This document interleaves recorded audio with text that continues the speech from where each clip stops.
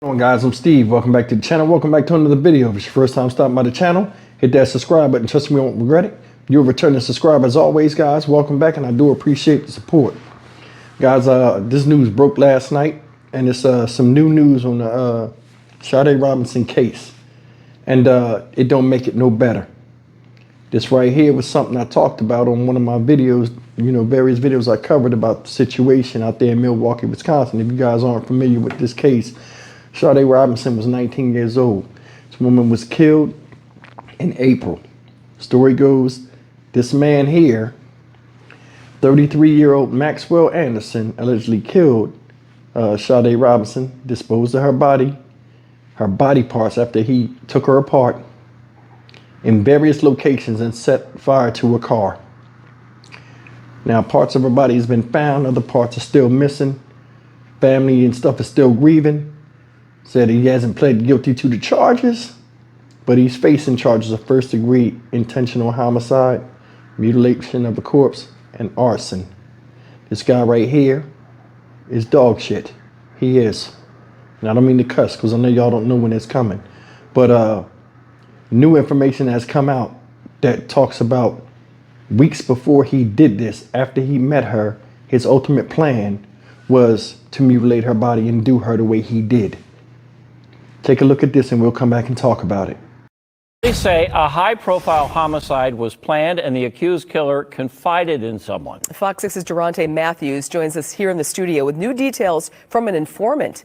That's right, Mary and Ted. Sade Robinson was killed and dismembered back in April, and new search warrants say the man accused of killing her had her death planned out weeks in advance.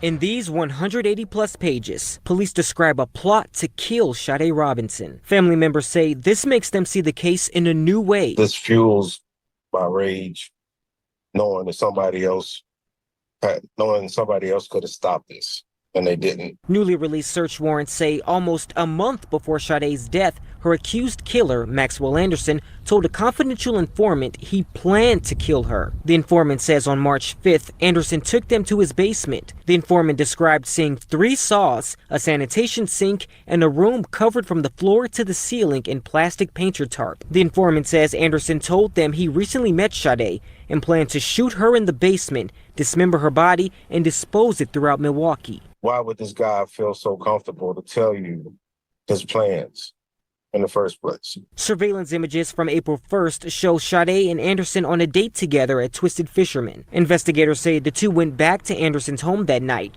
The next day, Sade's car was torched. Her severed leg was later found at Wanamar Park. You have to be a very demonic individual to do something like this. Anderson has pleaded not guilty to homicide, mutilation, and arson charges. Documents show police spoke to the informant 2 weeks after Sade's death. After the fact doesn't do me any justice because it doesn't bring my daughter back. Records also claim another woman went on a date with Anderson in February. She says Anderson asked her back to his home. She believed he drugged her drink. Sade's father says his daughter's death still doesn't feel real. I called a pizza shuttle just to hear her voice because they got on the answering machine. I talked to her every morning. And Sade's father wants to know why the informant didn't say anything ahead of her death. Police did not outline a reason in these court documents. We also just received a message from Sade's family's attorney requesting that there be no venue change for Anderson's case. You can see that full message over on our website, fox6now.com. We also reached out to Anderson's attorney multiple times today, but have not heard back. That's some of the news that's out, man. I gotta be honest with you, man. I really like her father. I like how he speaks. I like how he can articulate what he's feeling. And I know he's devastated as well as the rest of the families, which gets my condolences as well. Under no circumstances, nobody should have to deal with this. It's hard enough dealing with the fact that your child was murdered, but the fact in which she was murdered and then the premise of how this came to be makes it all the more worse. That's why I'm doing this story. Now, this is one of them stories, because I've never been to Milwaukee, Wisconsin as a grown-up. And hopefully I can go and follow this if he doesn't plea out. If he does go to trial, this is one of the trials I want to take you guys along with me with. And speaking of trials, man, we got some trial dates coming up that I'll be attending. Like next month, we got the Tyree Nichols thing, and I got a video coming up about that. We got the Tyree Nichols trial next month. And then we have the Stephen Stearns trial in Florida. Supposedly in Ohio in December, we have the Bianca Ellis trial. All three of those trials I'll be trying to attend and give you firsthand accounts if I can get in the courtroom. Wherever the media be, I'll be, because I got media licensing. I mean, I'll be with the media. But if they allow some in the courtroom, I'm gonna try my hardest to get into these events and like show you different things that you guys never seen and get intel, you know, to tell you guys. Because remember, I'm not syndicated, so I can say a lot of things that other people can't say. But getting back to this story, man. Like it says, according to the informant's statement in the court filings, alleged that Anderson told the informant that he intended to kill Sade Robinson using a gun to get her in the basement.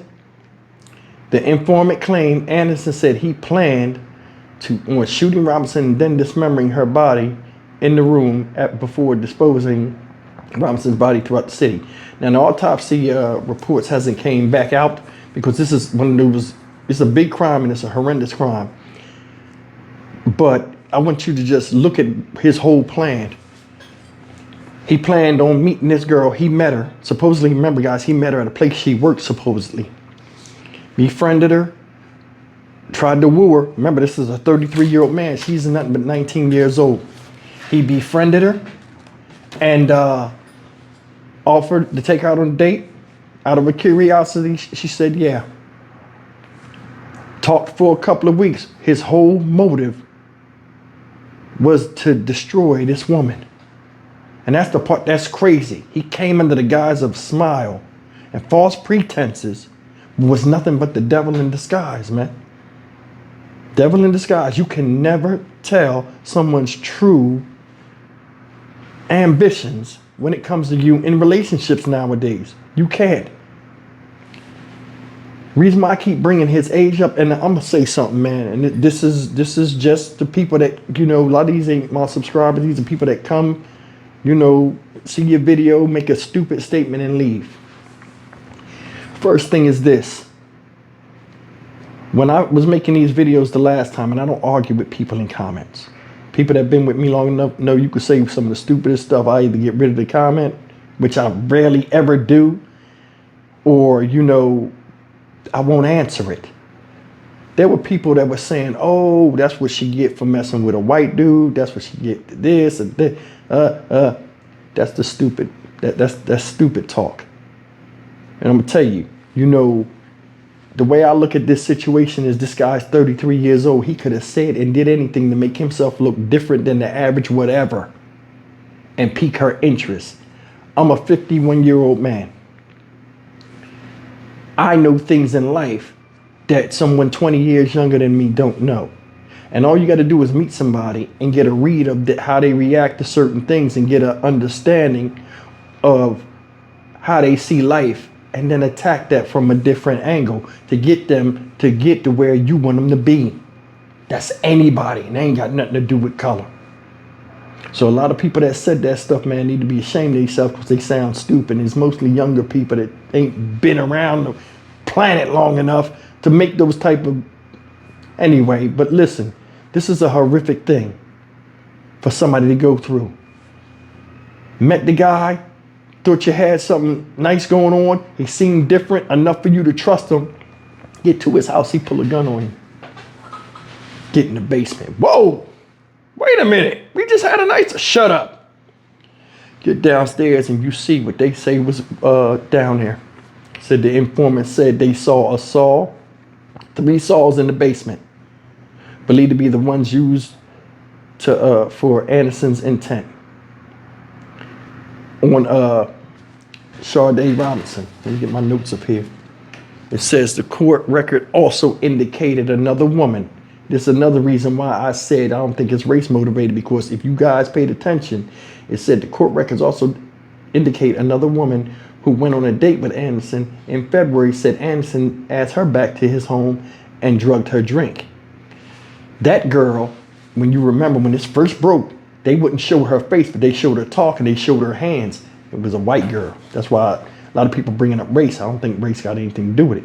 These type of people that kill people like this, they usually have some type of thing that draws them to that person and makes them want to be a victim of whatever rage or whatever methodology they have of killing people. And they want to turn it up down. There might be a certain trait, might be a certain submissiveness, might be a certain way somebody acts. So that's just my opinion. Now here's another thing too I want to talk about before we get out of here. This guy right here told somebody.